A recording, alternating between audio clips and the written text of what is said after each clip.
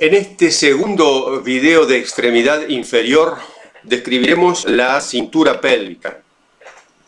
Recordemos que el esqueleto humano está constituido por el esqueleto axial y el esqueleto apendicular. Este último está constituido por las extremidades superiores, derecha e izquierda, y las extremidades inferiores, derecha e izquierda. Estas últimas, a su vez, lo conforman los miembros inferiores, derecho e izquierdo, y la cintura pélvica, de la cual nos ocuparemos en este trabajo. La cintura pélvica está constituida por dos huesos, un hueso ilíaco o coxal derecho y un hueso ilíaco o coxal izquierdo, que en conjunto ambos forman la cintura pélvica, que tiene por finalidad vincular a los miembros inferiores con el esqueleto axial. Cada hueso ilíaco o coxal es el producto de la unión de tres precursores: ilión, isquión y pubis. Al nacer, estos elementos óseos existen de manera separada, pero como parte de un proceso de desarrollo denominado sinostosis, o sea, una unión con hueso, el ilión, el isquión y el pubis se van a consolidar, se van a unir para formar una única pieza ósea denominada hueso ilíaco o coxal. No debemos confundir algunos términos: ilíaco con ilión. Como acabamos de decir, el ilión es una de las partes que constituyen la totalidad del hueso ilíaco. Y tampoco debemos confundir el término coxal con el término coxis. Coxis es el hueso más bajo del esqueleto axial, que ya hemos descrito en su video correspondiente. Cuando comenzamos con el estudio de la osteología, hay una cantidad de términos que suenan sumamente parecidos, pero que deben ser identificados claramente. La cintura pélvica, la pelvis y la calidad pélvica o pelviana. Son tres conceptos que tienen nombres parecidos, pero es necesario definirlos con precisión. La cintura pélvica, como acabamos de decir, está constituida por un hueso coxal derecho y un hueso coxal izquierdo. Aclaramos, especialmente para los que recién comienzan este estudio, que el hueso sacro no forma parte de la cintura pélvica. El hueso sacro, recordamos que forma parte del esqueleto axial, es una de las partes más bajas de la columna vertebral. Por su parte, la pelvis, la pelvis va a estar formada por el ilíaco coxal derecho, el ilíaco coxal izquierdo, y ahí sí se le suma el hueso sacro. Ahí podemos observar las uniones, las articulaciones entre ilíaco coxal derecho y el sacro, ilíaco coxal izquierdo y el sacro, y la sínfisis del pubis que une ambos ilíacos o coxales. Y la cavidad pélvica o pelviana es el espacio que queda delimitado hacia el interior de la pelvis, que contiene y protege órganos del sistema urinario y del sistema reproductor, como podemos observar en estas imágenes. Ahí vemos los huesos, parte posterior, el sacro, la parte anterior, la sínfisis del pubis, y en el interior la cavidad pélvica, donde están esta serie de órganos que acabamos de mencionar. Comencemos con la descripción de un hueso ilíaco coxal derecho en su vista lateral. Vemos aquí la parte anterior o ventral, la parte posterior o dorsal. Y señalemos la presencia de 4 salientes. Estas 4 salientes se van a denominar espinas. Vale decir que tenemos en la parte del ilión 4 salientes llamadas espinas. Esas espinas, como están formando parte, se localizan en el ilión del hueso ilíaco, se llaman espinas ilíacas, las 4. Y de esas espinas, de esas 4 espinas ilíacas, vamos a tener 2 que se van a encontrar en la parte anterior y 2 que las vamos a encontrar en la parte posterior. De esas 4 también, 2 serán inferiores y 2 serán superiores. Toda esta explicación gradual de la denominación tiene que ver con el poder compartir una lógica en la denominación de estas estructuras. De tal manera que si seguimos la lógica que veníamos explicando, vamos a poder identificar una espina ilíaca antero-inferior, porque está adelante y abajo. Una espina ilíaca antero-superior, que se encuentra adelante y arriba. Una espina ilíaca póstero-superior, que se encuentra detrás y arriba.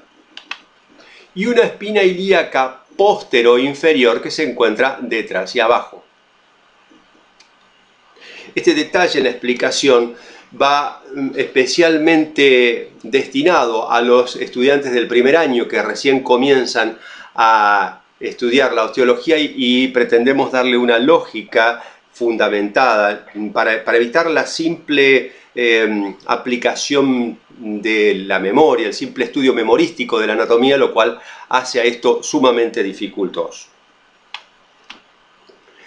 Vamos a considerar las 2 espinas ilíacas superiores, o sea, espina ilíaca antero-superior y espina ilíaca póstero-superior, para decir entonces que entre ambas, siguiendo el borde superior del ilión, nos encontramos con un engrosamiento denominado cresta ilíaca. Encontramos otra saliente también hacia la parte posterior, en el borde posterior del hueso, que también se llama espina, pero esta espina es la espina ciática, que va a delimitar hacia arriba un borde excavado denominado escotadura ciática mayor. Y si decimos mayor, es porque la tenemos que diferenciar de otra, que es la escotadura ciática menor, que se encuentra hacia abajo de la espina ciática. Yendo al análisis de los 3 precursores de este hueso ilíaco coxal, vamos a identificar al isquión. El isquión está en la parte posterior e inferior del hueso ilíaco coxal y, como nos muestra el esquema, tiene una forma comparable a una L. Decimos esto para poder diferenciar lo que es el cuerpo y la rama, como veremos inmediatamente. Existe una diferenciación topográfica en este isquión que nos permite identificar la zona acetabular del isquión. Ya veremos que esta zona se llama acetábulo, esta región es el acetábulo, que es la zona articular, pero está formada en parte por el isquión. Luego, como decíamos anteriormente, observamos el cuerpo del isquión, que correspondería a la parte vertical de esa L que presentábamos recientemente, y la parte horizontal de esa L correspondería a la rama del isquión. Tengo entonces zona acetabular, cuerpo y rama del isquión. En el cuerpo del isquión, en la parte más posterior e inferior, encontramos un engrosamiento bien marcado, bien notable en el preparado óseo, que tiene una superficie rugosa. Es la tuberosidad isquiática, y las rugosidades de esta superficie están relacionadas con las zonas de inserción de músculos del grupo de los isquiotibiales e isquiosurales. Por su parte, el precursor óseo llamado pubis, que forma parte, como decíamos, de la totalidad del hueso ilíaco coxal, tiene una forma de I, o sea, en la que vamos a observar un cuerpo, una rama superior y una rama inferior. Aquí podemos observar el cuerpo, la rama inferior del pubis, que se va a relacionar, que se continúa con la rama del isquión. Cuando hablamos del isquión decimos rama solamente porque al tener una sola no es necesario diferenciarla de superior e inferior, caso que es diferente en el pubis. Acá sí decimos rama inferior porque tenemos que diferenciarla de la rama superior del pubis. En esta rama superior vamos a encontrar una saliente delgada, filosa, que se llama cresta pectínea, donde se inserta el músculo del mismo nombre, es uno de los músculos aductores. También tenemos aquí en este hueso pubis una zona que es la zona acetabular, que va a formar parte también del acetábulo. O sea que el acetábulo va a estar formado, como veremos más adelante, por los tres precursores. Va a tener una parte correspondiente al ilión, una parte correspondiente al isquión y otra parte correspondiente al pubis. En cuanto al ilión, vemos en la fosa ilíaca externa la presencia de tres salientes que son las denominadas líneas glúteas: posterior, anterior e inferior. Estas tres líneas glúteas van a dejar delimitadas las zonas de inserción de los músculos glúteos menor, medio y mayor. O sea que los músculos no es que se inserten en las líneas, sino que las líneas dejan delimitadas las zonas de inserción de los músculos glúteos. Yendo a la zona articular, encontramos una cavidad de forma de una semiesfera llamada cótilo o acetábulo. También es denominada fosa cotiloidea o fosa acetabular. Corresponde, como decíamos, a la zona mediante la cual el hueso ilíaco coxal se relaciona con la cabeza del fémur para conformar así la articulación coxofemoral. Ese cótilo o acetábulo, lo decíamos anteriormente, tiene una parte que le corresponde al ilión, una parte que le corresponde al isquión y otra parte que está conformada por el pubis. La zona que está expuesta a roce, o sea, la zona netamente articular que se pone en contacto con la cabeza del fémur, no es la totalidad del acetábulo, sino la denominada carilla semilunar, que es fácilmente identificable por su textura lisa, por su textura suave, lo cual nos permite inferir que hay una exposición a roce. Claramente sabemos que está recubierta por un cartílago articular, pero ese estímulo que está conformado por el roce que se produce mediante el movimiento de la articulación es lo que hace lo que genera esa textura suave y pulida de la carilla semilunar, que es claramente diferenciable de las rugosidades que conforman la escotadura acetabular, que está, como podemos observar,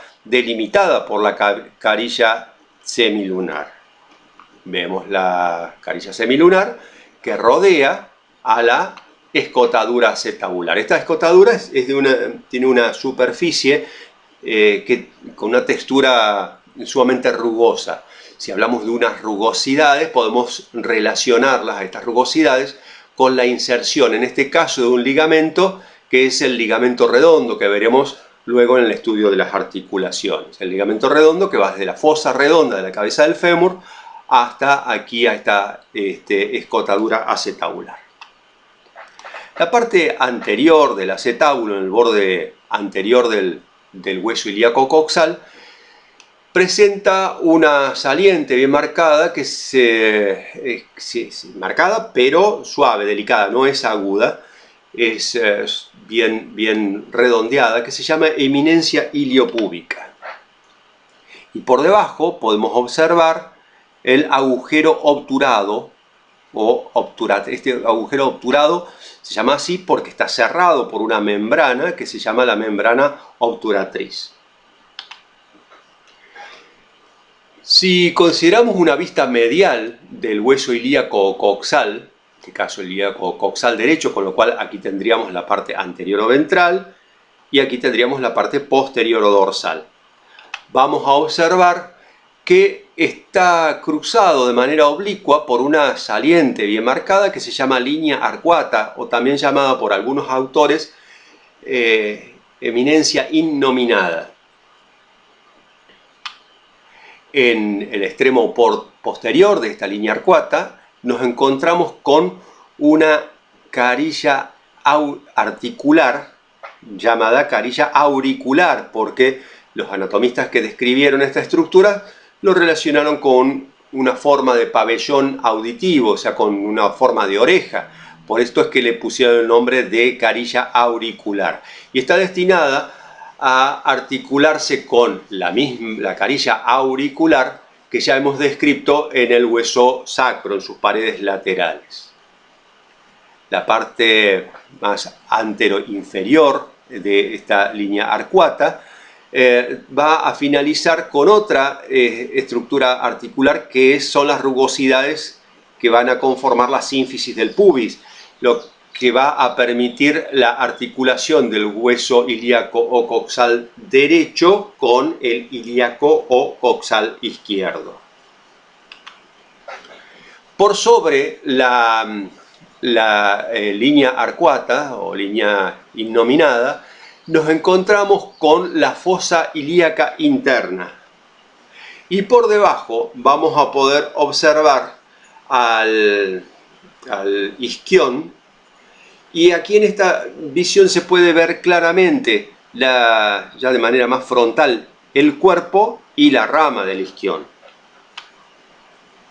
Vemos también al pubis con su cuerpo, con su rama superior y con su rama inferior. Si este video te ha resultado de interés, te pedimos como siempre que nos acompañes con un me gusta en el canal YouTube y te suscribas a nuestro canal. Te dejamos también nuestras formas y medios de comunicación para que estemos en contacto.